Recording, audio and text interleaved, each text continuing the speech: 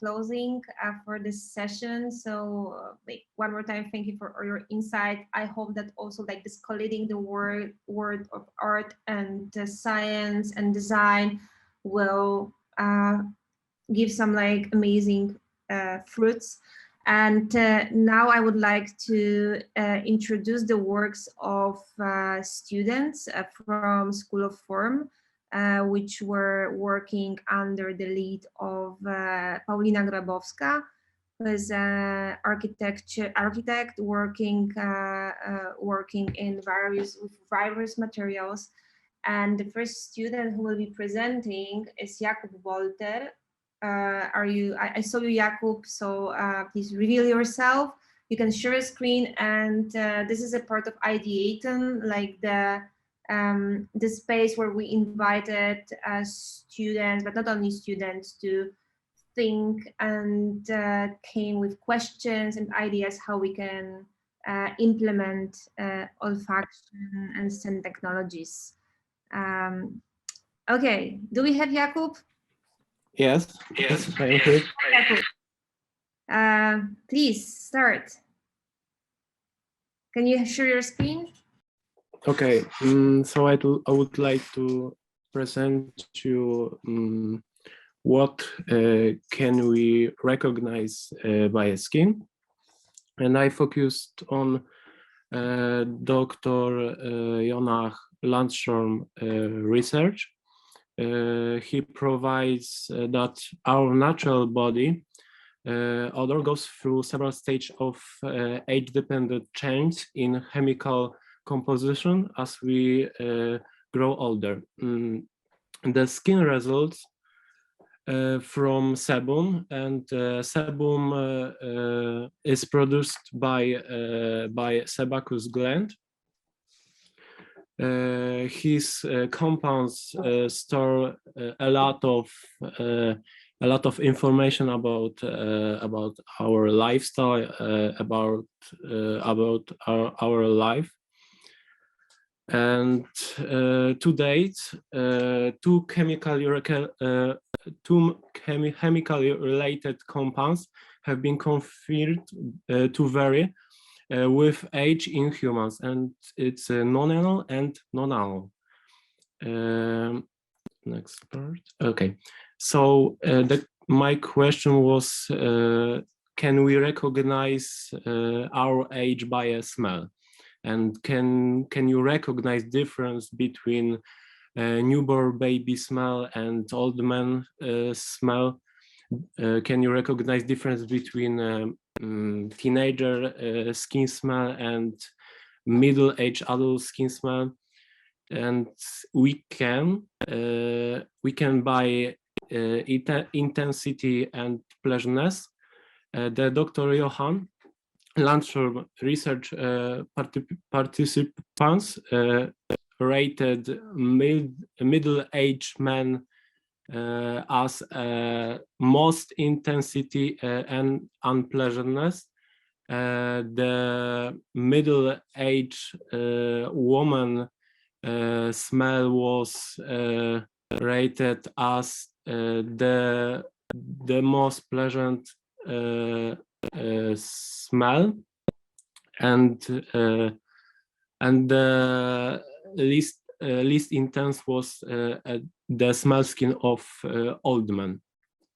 And the change in sebum may help us with identify people with Parkinson's disease, and the researchers found a subtle change in sebum as Parkinson's disease progresses. And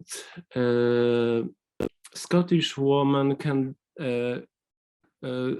detect Parkinson's disease by a smell of skin, and she first noticed a musky smell on her husband, who has Parkinson's disease. By a sebium lipids analyzed skin might be discovered rescue for combat metabolic syndrome and dyslipidemia, and smell of skin can the smell of skin is can interact people. Animals may use scent to proclaim their readiness, to mark out territorial boundaries, to warn of intruders and predators. And what if we put olfaction sensor in our clothes to better analyze of our health, of our health? And it's all from me. Thank you for listening. That is a good question, Jakub. Thank you so much for posing these questions.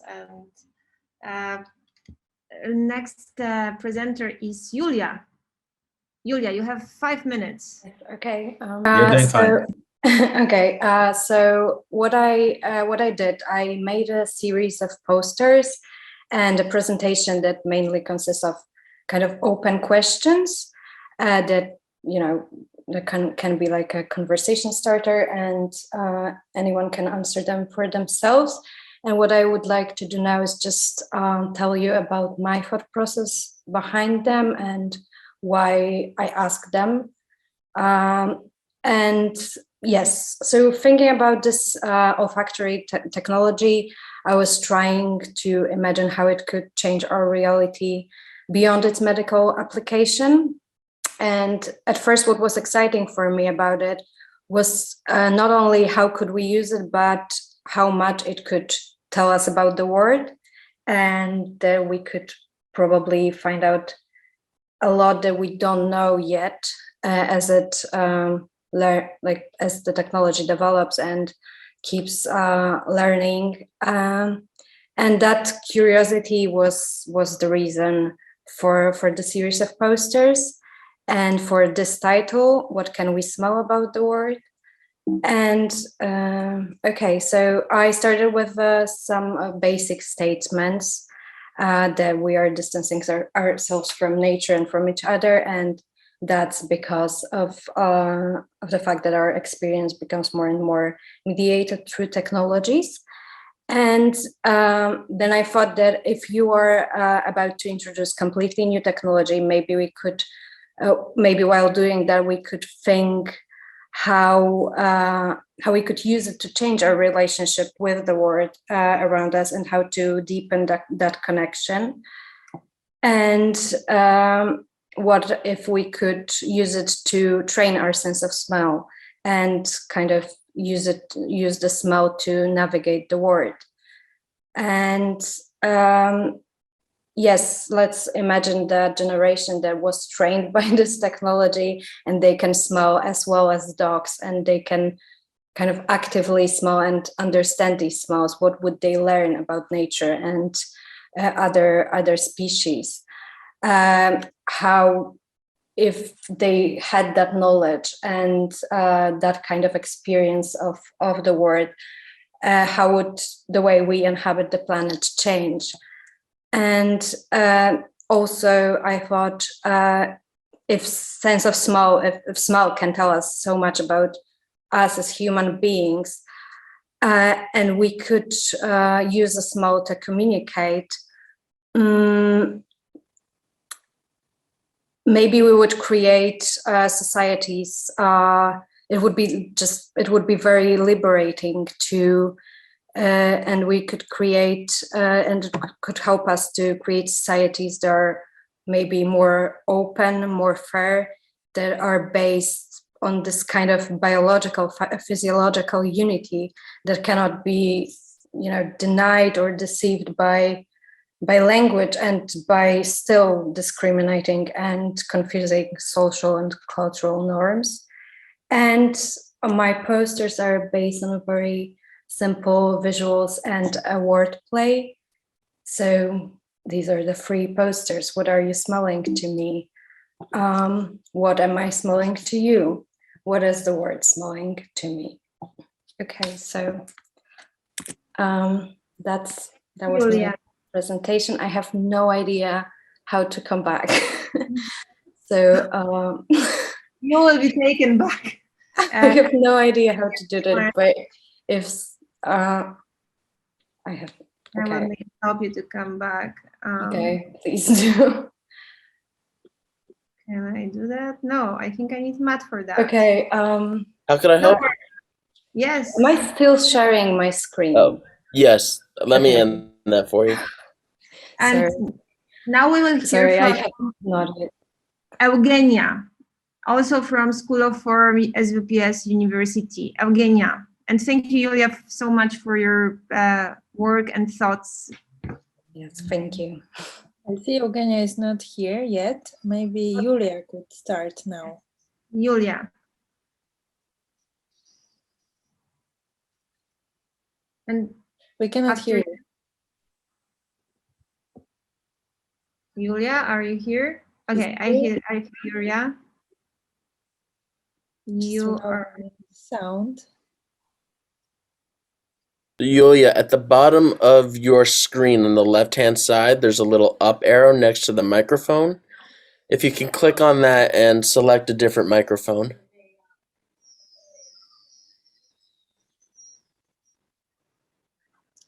We still cannot hear you. okay. Just putting on.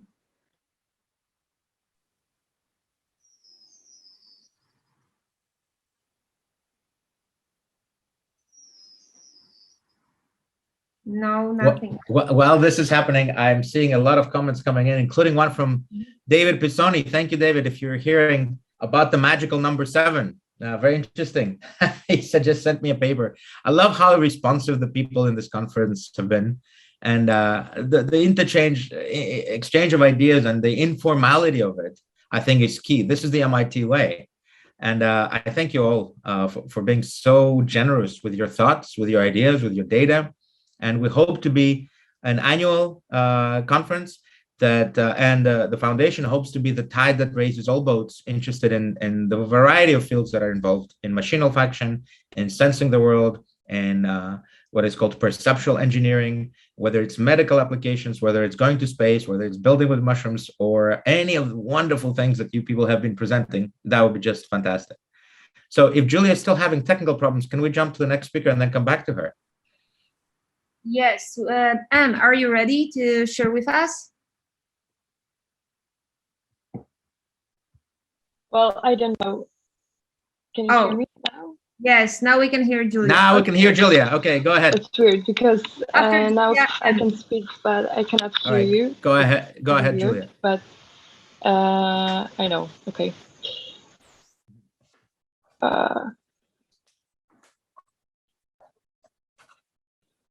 Sorry for all the trouble.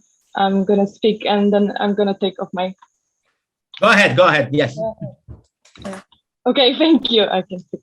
Okay, I'm gonna share my screen right now. And okay, so at first I just want to say thank you. It was really inspiring to hear all the voices. And what I would like to add to this conversation is something called smellscapes. I was researching for a while the relation between us and the cities, and at first I was quickly researching how the Warsaw Smelly timeline, and as you can see here, it's really weird combination of different smells, starting from horses through melted bacon and then burnt coal. And now we're in 2021, and I asked myself, what's the smell of today? How I would describe the smell of Warsaw now. And it wasn't that easy, actually. And when we think of what's the actual relation, because human and city, it's something that we take from it, but also we leave our sense, which is crucial. So when I again thought about the smell of 2021, I thought that the good word would be new. We are constantly, cities are constantly under construction, and we produce at really, really fast pace, and alarming pace. And this is a good moment to think about what's the smell of the new. Is it smell of clean, fresh? Does it all? And of course, new isn't nothing; it's something. And all the materials, all the architecture isn't transparent. It also collects a lot of information. And you probably know about gassing, which is of the process. So I'm just gonna keep talking. Go ahead. We still have a few minutes. So yeah, just as I said, we have to remember how the materials that they do have effect on us. The cities have effect on us, and architecture has it. And as you already said about the space, when we are in a spacecraft, we cannot open the window like we do now. So we have to think a little bit further. So what I see that this technology can be really helpful for engineers, for us, future designer, as a kind of analyzer, and to show how can we use safe materials, because not right now we are talking about sustainable design. We're talking about totally different cities than we did 20 years ago. So this is another aspect of the future, to analyze those spaces. And like already my friend said, it's social matter, what we leave in the room, how does it absorb our information. And of course it can have bad aspects. It can be used to monitoring. That's why we have to think about owning those senses, as you earlier said. But at the end, it would be because Google right now knows how the world looks like, how it sounds like, but doesn't know how it smells like. So maybe it's another thing that we could avoid, those smelly places, those that are toxic for us. So I think, yeah, I think that's everything that I wanted to say. Thank you again, and sorry for all the troubles with tech stuff. Thanks. Thank you, Julia, so much. I'm so happy to find that you're inspired. And right now we will move to M, because I don't see Eugenia in the audio, like in the speaker panel. So M, can you? Hi, yeah, let me share my screen.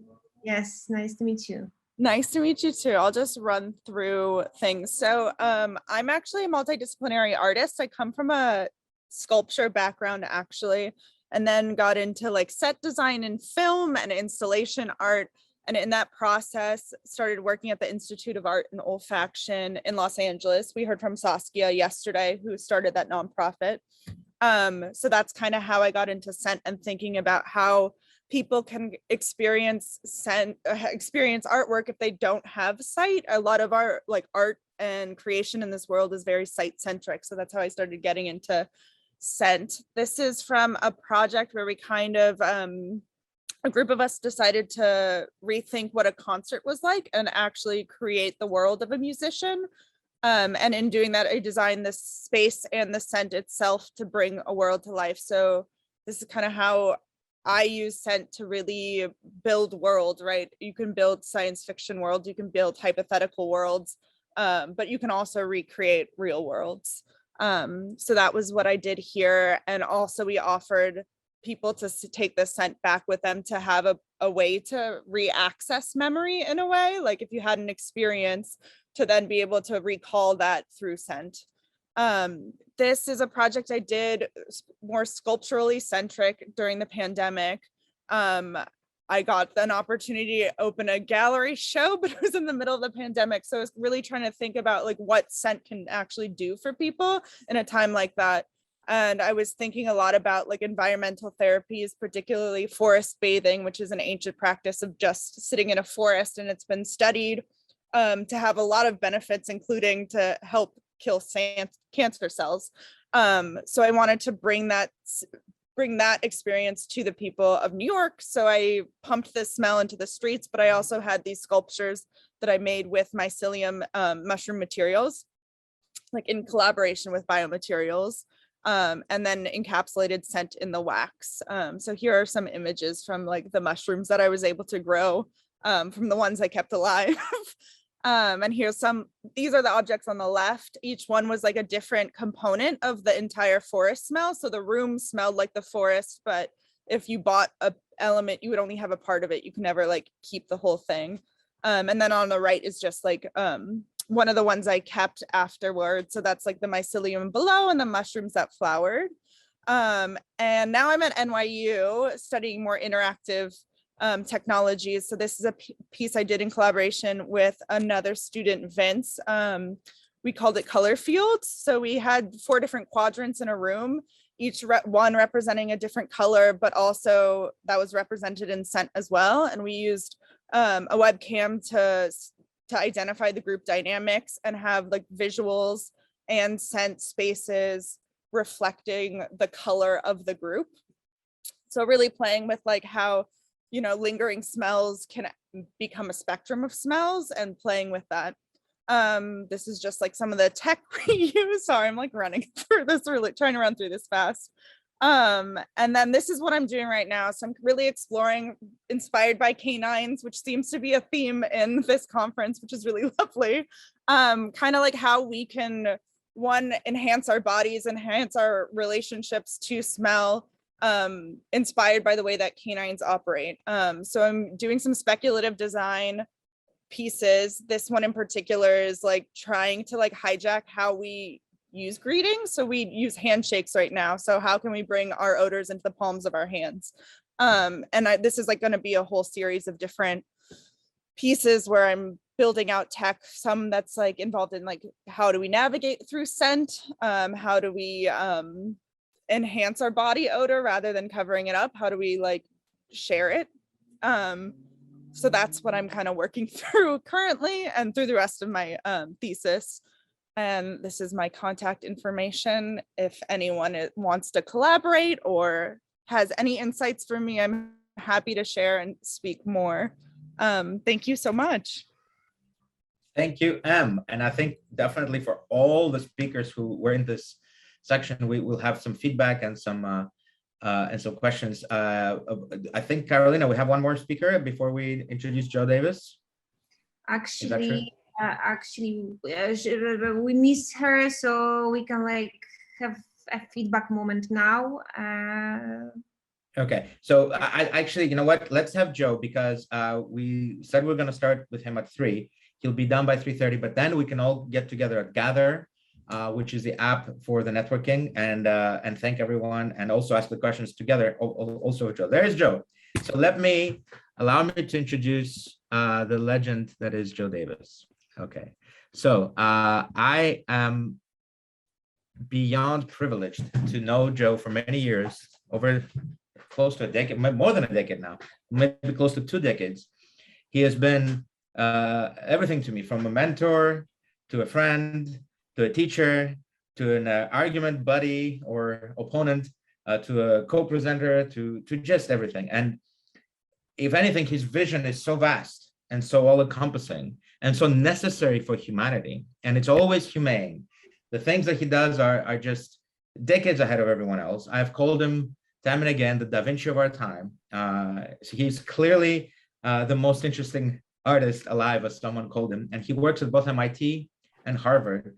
And no matter how long he speaks for today, it will still be a tiny percentage of what this man has accomplished already and what he's going to continue to accomplishing. We are beyond thrilled and honored to have him as a closer to our Osmocosm conference. And please open your hearts and your minds as we deliver to you the one and only Joe Davis. If you click on the bottom right, there's a little thing that says present, and that will be... Right, except can you see my PowerPoint? Yep, we can. We're seeing your PowerPoint and your face. If you want to present, you have to click on the bottom right on the PowerPoint right. that says, oh, there you go. Nice. We can see everything now. Perfect. Okay, so let me see. Are you seeing the PowerPoint as full screen? Yes, it is full screen. And are you seeing my notes on the right? No No, notes. we are not. Okay, very good. So.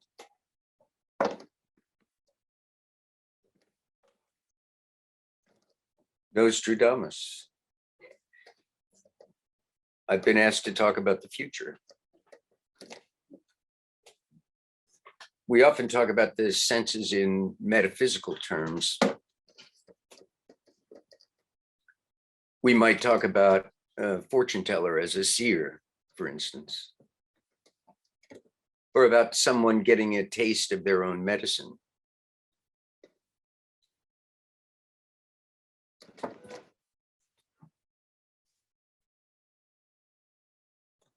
We tend to match our sensory illusions too. Like when we refer to certain sounds or spoken words as bitter, as in the bitter taste of defeat, or sweet, as in the sweet sounds of songbirds. This kind of transposition also appears when we think about smells or aromas. We say, someone has a nose for a sweet deal, or a nose for trouble. We can be said to be nosing around or sticking our noses where they don't belong. We're warned about avoiding sticking our noses into someone else's business or about just plain being nosy. I think another metaphysical aspect of olfaction is that it has largely evolved to be predictive. That is, it's a sensory apparatus evolved for finding things like food or mates or danger ahead of time, well before they can be perceived by the rest of the sensorium. And so I suppose it's fitting that the topic I've been asked to cover here is to help predict the future of machine olfaction. To date, I think most of the applications we've been focused on are involved with medical diagnostics. This is another form of prediction that may be profoundly useful in the fight against disease and the conquest of death. But I think there are some ideas in which machine olfaction technology may find significant applications that still remain to be explored. Machine olfaction would seem to be an obvious accessory for robot dogs, of course, expanding their various military applications and giving them broader potential for work in areas like forensics and search and rescue.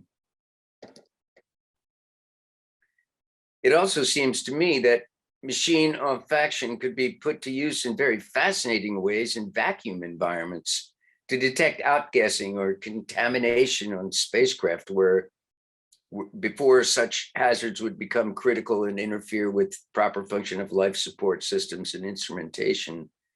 There should be machine olfaction in every spacesuit. Machine olfaction may play a role in detection of volatiles in planetary environments, aiding in the search for water and minerals, and of course, for biological markers in search for life. Perhaps it's simply my artistic, poetic background at work, but I have notions about the existence of certain smells that seem particularly elusive, perhaps even imaginary. I've often thought that there's a special smell associated with old museums. It's something very subtle, like the smell of dust or the smell of antiquity. Perhaps machine olfaction may eventually help me to resolve these things.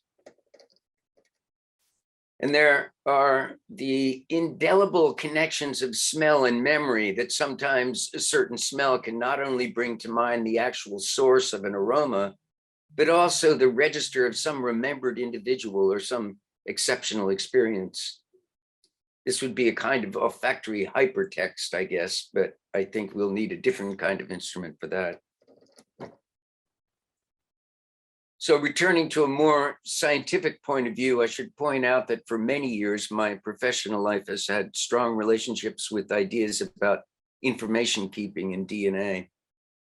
And this field has generated broad interest in the international scientific community. Though it might seem that this topic diverges from our focus on machine olfaction, in the end, I think you'll see that there may be a very strong connection. In the following slides, I've set up a framework to help support this idea. The majority of DNA encoding techniques have been quite linear. That is, long molecules of DNA have been incrementally encoded with information. In a similar way that, say, long strips of magnetic tape are sequentially encoded, one small section at a time, where each encoded part following the previous one, like the series of indentations in the spiral grooves vinyl record. But in a recent proof of concept project, my colleagues and I used an encoding technique we call DNA manifolds, in which the same molecule can be simultaneously encoded with several different layers of informational symmetry. Like a palimpsest, it turns out that the same molecule can be read in many different ways. Each layer of information is unique and independent of others. And yet all of these layers can be nested inside the same molecule. So while we've been creating incredibly minute yet increasingly vast information stores in molecules of DNA, many of us continue to ponder a future scenario when all of knowledge can be embedded there, a world in which the entire terrestrial biome becomes our message board and a comprehensive deep time archive to hold the legacy of culture and civilization. Both Georges-Louis Borges and Lewis Carroll entertain similar notions. On Exactitude of Science was a story published as a single paragraph in 1946. In it, Borges imagines an empire where the science of cartography becomes so exact that only a map on the same scale as the empire itself can hold all of the detail. And so the empire cartographers struck up a map of the empire whose size was that of the empire itself, and which coincided with it point for point. In Borges' story, the following generations realized that such a map of such magnitude, was ultimately useless. And so they delivered it up to the inclemencies of sun and winters. In the deserts of the West, Borges says, still today there are tattered ruins of that map inhabited by animals and beggars. And in all the land of that unfortunate empire, there is no other relic of the disciplines of geography. In his 1893, Sylvie and Bruno Concluded, the last novel published in Lewis Carroll's lifetime, there is a conversation with a man called Mine Air, who explains that in his nation, map making was carried to perfection with maps created on the scale of 1 mile to 1 mile. The farmers there objected, however, saying that once unfolded, the map would cover the whole country. Say, there's a motorcycle going by. Yes, the farmers said that once unfolded, the map would cover the whole country and shut off the sunlight. So Instead, Miner says that now we use the country itself as its own map. So inspired by these stories and the capacity for simultaneous multiple encodings of DNA manifolds, I imagined how I might uniformly encode a very large pile of sand in a nonlinear way with the sentence, "We now use the country itself as its own map." We think about sand as one thing, but most examples are random mixtures of many things. Moreover, many different types of sand can be found worldwide, each with its own particular admixture of ingredients. These include grains of limestone, gypsum, feldspar, magnetite, garnet, basalt, volcanic cinder, obsidian, quartz, silica, glass, chlorite, glauconite, clay, microplastics, biogenic calcium carbonate like bone, shell, coral, calcite, aragonite, charcoal, organic matter, and many more. This is a 5-bit single case English language alphabetical encoding that yields of the sentence, "We now use the country itself as its own map," and that yields this number without spaces. So for a starting material, there are known deposits of pure silica sand, but manufactured sand, which is made out of crushed stone, is also a very uniform composition. The plan would be to contaminate a large quantity of relatively pure sand with varying percentages of other ingredients. Note that sand can also be modified with artificial additives. These are the percentages for each additive. The numbers on the left-hand side of each column are identical with the number encoding our sentence about the country itself. Additives would be ordered by, say, molecular weight, so the correct order of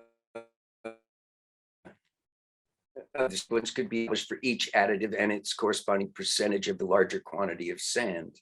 A concrete mixer or other mechanical means might be used to systematically create homogeneous mixtures so that a set of small samples would contain the same percentages of ingredients and the same message as the much larger quantity from which they were obtained. Now we know about pheromones in biology in the natural world, ants and moths in particular, but these are linearly encoded like magnetic tape. So in keeping with our topic about helping to predict the future of machine olfaction, I can suggest that we can do the same thing with roses that we could do with sand. In this way, any form of data, text, pictures, music, etc., might be artificially stored as nonlinear data in the aroma of a rose, and machine olfaction could be used to read it back. I can note also that analysis of machine olfaction data is already organized in some part according to molecular weight. We could note that a genetically modified plant can't be released into the environment, of course, but that products of GM plants, such as fruits and flowers, are not subject to the same restrictions.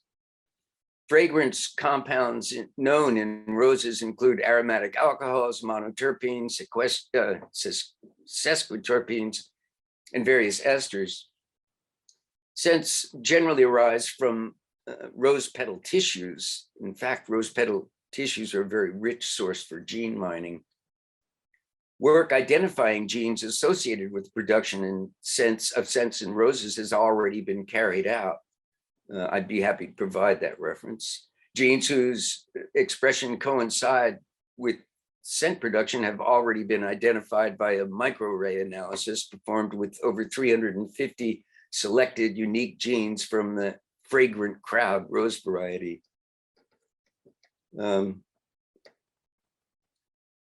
I'm also confident that minuscule adjustments to the formulas of perfumes could be carried out. That these could hold, say, Chopin's Nocturnes or Debussy's Clair de Lune, and these for machine olfaction to resolve. I have to admit that I did give some thought as to whether or not I should publicly announce this idea, but it seems like projects seems to me that projects like these could help to fund the more humanitarian applications of machine olfaction. So stand by. Thank you very much.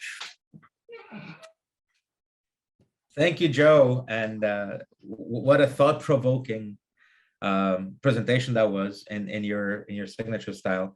So for the closing of this, I propose that we spend a few minutes giving some feedback to the students and asking questions of each other. Please put them in the chat. Carolina will help me. I am experiencing some internet stability problems. If I fall off, it's Carolina and Chris and the other members of the team. So a couple of questions that I have coming in from the crowd and from myself for the students. On the CBIM slash, can we tell the age of someone? I have to remind people of a couple of things. The smell of a baby's head, if managed to be bottled, like Joe just suggested, I think would make you a billionaire, because nobody has ever experienced a better smell. It behooves us to consider why is it that we like the smell that's coming on the top of the baby's head, right there where the skull has not closed yet. And I think it's evolutionary. It's there to make sure that we don't eat it or harm it, or it's truly fantastic. I'm the very lucky man to have 3 babies, 3 children. And yes, I've smelled them, and oh my God, that smell. It's very difficult to fossilize it or to put it in a perfume. It's ephemeral. And the person who was talking about sebum should know that, in fact, wiping your neck and giving it to dogs or even humans to smell has been determined to be a very good way to understand Parkinson's disease and predict it and detect it. Also, there's Joey Milner, who is a very famous person from Scotland, who has so far achieved incredible reproducibility and infallibility almost in diagnosing Parkinson's disease from t-shirts that people slept in. And we feel that it's via sweat and sebum that this goes. The age question is very interesting to me. I would love to see that project come to fruition, to tell us, what does the smell of a person, does it correlate to age? And perhaps more importantly, if you start smelling older than you are, does that mean that you're getting sicker, even though your biological age may be different? Or perhaps if you start smelling younger, does that mean you're doing something right? Or maybe it's the other way around. I'm not sure, but it's definitely worth exploring. Now, Julia mentioned how the social is so important, and she's talking about Google Maps, and so is I believe, and so is Sarah. So many people are talking about Google Maps and how, Joe just spoke about a map that is the size of the thing that it's mapping. And we know from many experiences, personal and published, that your sense of smell helps you navigate the world literally. There is a blind person in, I believe it's the Netherlands, who is on YouTube. You can find him. He rides a bicycle. He's completely blind, and he reports that he rides a bicycle by audition and smell. He can navigate long-term by smell, and he can avoid cars by audition. He's basically doing echolocation, same as the bats. So thank you for that, Julia. Am talked about concerts, and I love that. And the best idea, I think, that I am so embarrassed to not have had myself, is what you said about how smart is it to take scent away as a reminder. I would love, next time I'm in a lecture theater with actual people in it, to pump in a smell and then give them little packages that they can open up and remember my lecture specifically from that smell. And can't we do it for everyone? Wouldn't that be fantastic? I also love the idea of forest bathing. I love doing it. I did not know that that kills cancer cells. That's new to me. And wow. Joe Davis also spoke of olfactory hypertext. I don't know if you picked up on that, but that's a little grenade that you threw into the works, and a little mine that you put in my mind that will explode later. Olfactory hypertext. If you understand what hypertext did, it brought basically the power of the ribosome to the internet. Without hypertext, none of us would be here. The internet existed way before Tim Berners-Lee invented hypertext, which he did because physicists had far too much information and he didn't want to keep photocopying papers at CERN. So he invented hypertext so you could click and be directed to where you want to go. And in the process, he also invented the browser, and the browser is like the ribosome. It's a universal decoder. So you can code your stuff, and then at everybody's browser, it appears as their machine can display it. That is what set fire to the internet. That is what made the internet possible. And Joe Davis just brought that to us via the 2 words, olfactory hypertext. I could not be more thankful. This is a mine. This is a ticking time bomb in my head. It will explode soon. So with that, I'd love to have others join us to ask questions of everyone. But before and we will go after this in about 5 or so minutes, 10 minutes perhaps, we will transition to the Gather app. I invite everyone to come to this. Carolina will put, yes, she can put the comment into the chat section now. And what you do there is you just go to this Gather app, make your avatar. It takes literally 30 seconds, and you will be. It's an 80s video game. Everybody could do it. Even I could do it. It plays right in your browser, and you walk around. Please don't stay next to the front of the bar. Joe will appreciate that I called it the olfactory, the Osmocosm Speakeasy, and we can go there and have fake drinks and talk to each other. It's very much like networking in real life. I want to do one last thing, please, if you allow me to. I think you can, because if you can see my screen, I have up at the team that is behind this Osmocosm inaugural conference. Can you see it? Carolina, put up your finger if you, yes? Yes, okay. So these are the people who we are thanking today. In addition to the speakers, in addition to the closer, Joe Davis, in addition to the opener, Shogun Zhang, who, by the way, know each other from many decades ago, and they're both big pillars in my life. I want to thank with all my heart, Carolina Sulic, who has put incredible amounts of work, same as Nikhil Lal, and Professor Chris Rose, who's with us here, Lito Yanakopoulou, who was the designer behind a lot of our art and website, Michael Benson, who spoke to us about the importance of launching this industry correctly with an attention to the human. Dimitris Ioannidis, who did this incredible moot court competition yesterday, and I invite you all to come and look at it once we put it up on the website. We'll email you. Please register if you haven't already, or email us give us your email so we can send you when these videos come up, where we had a 2-hour court session with actual judges and law students actively debating a case of Elon Musk versus bionic suits in space, where a scent picture full of Osmo data was taken and misused, but also used to say that the two parties signing a contract had no intention of fulfilling the contract. And then they went into this interesting debate about Dabus, which is Stephen Thaler's invention, and which has been recognized as the first artificial intelligence that has been recognized with personhood. We're living in historic times. There is a machine out there, a piece of software by Stephen Thaler, who's also my co-founder of Sentient, whose AI has been recognized with personhood by 2 Supreme Courts, one in Australia and one in South Africa. We're indebted to Lyndon Gledhill. He has been a mentor, and he has been incentivizing us and keeping us under sort of adult supervision with his vast experience of being a vice president of GlaxoSmithKline. And A.L. Perry from the Media Lab has helped us with so many technical issues. I thank you all. The team has been fantastic. We're looking forward to doing this again next year. We're inviting everyone to participate, keep the community active. We have channels now that are coming online. Excuse any technical difficulties. This was our first time doing it. We learned by doing. We followed the MIT motto of learn by doing and build it to understand it. We built this conference to understand how we should do an olfactory conference. And what is clear from M and other ones is that this works best if we can actually smell things. So it was an olfactory conference in complete void of scents that we could share. Next time, let's hope that we can share the smells also. Thank you again, team. You've been fantastic. You bring such joy to my heart to have worked with you. And we've become friends because of this. We've gone through 8 months of putting this together, and I want you to all congratulate yourselves. It went fantastic. And I'm going to echo the quote of the day, which is, has been said many times during this conference by other people, but now I'm going to say it, which is, this is the conference I've been waiting for. Thank you again to the team and to the speakers, and I'll see you at Gather. Anybody else who wants to speak from the team, please go ahead. This is your moment. Yes, I would also like to thank Mark and Begum, who are volunteers helping us gathering questions from the chat. They were with us constantly for the past days, and they were simply amazing. And one more time, I would like to thank all the students and schools that contributed and joined us. You're a pioneer in the field, so that's great that you've been with us. And thank you so much to the team and all of the participants. Thank you. Indeed, Carolina, the speakers. I can't go through all of them again, but we are indebted to you. You made it happen. And Carolina, please share the Gather link, and we can all go there. All you have to do is click on the link she's going to put in the chat, and your avatar should appear there. And we just don't hover around the entrance, because then people cannot go through you. It's an actual simulation of what networking sessions are, and it's an actual bar. And if you stay at the door, then nobody can walk through you. Yes, yes. I just put the link in the chat. Okay.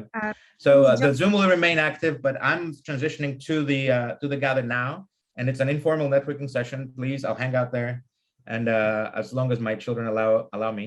I think they're going a little wild in there, but it's a perfect place to relax a little bit. Bring your favorite intoxicant or relaxant, whether it's ice cream or beer or anything else, and don't worry, we can't smell it. Yeah, I will stay here to like help you navigate there if you will have any problems with that, but I don't think so.